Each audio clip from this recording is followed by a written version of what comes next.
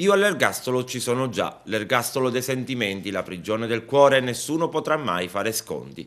Anche Mario Alessi però deve scontare l'ergastolo in carcere, un mostro del genere non può uscire dalla prigione. E quando affermato da Paola Pellinghelli, la mamma del piccolo Tommaso Nofri, ucciso 7 anni fa proprio da Mario Alessi, oggi 52enne di San Biagio Platani, intervistata dal settimanale Giallo.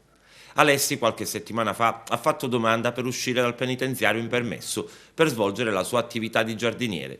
Potrebbe quindi, stando anche alle leggi italiane troppo soft per casi del genere, di vedere quest'uomo circolare in libertà.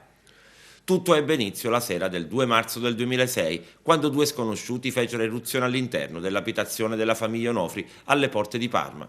Assieme a Paola c'era il marito, Sebastiano Onofri. I malviventi immobilizzarono la famiglia e poi portarono via il piccolo Tommaso di appena 2 anni. Per giorni non si seppe più niente, tutta Italia era con il fiato sospeso per sapere la sorte di questa piccola creatura.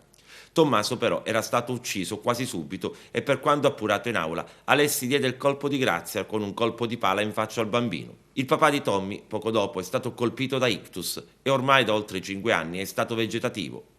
Quell'uomo è abituato a mentire, ha continuato la signora Paola. Mi hanno detto che ha seguito un corso di giardiniere, che aspira a rifarsi una vita.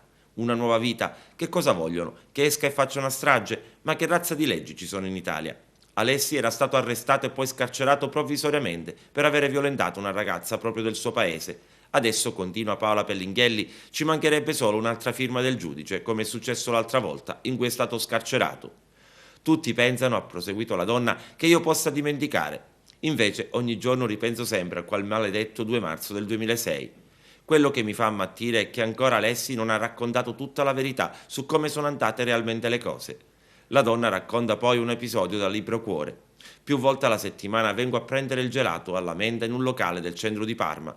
Lo facevo quando ero incinta di Tommy, tornando in questo esercizio commerciale è un po' come tornare indietro con il tempo.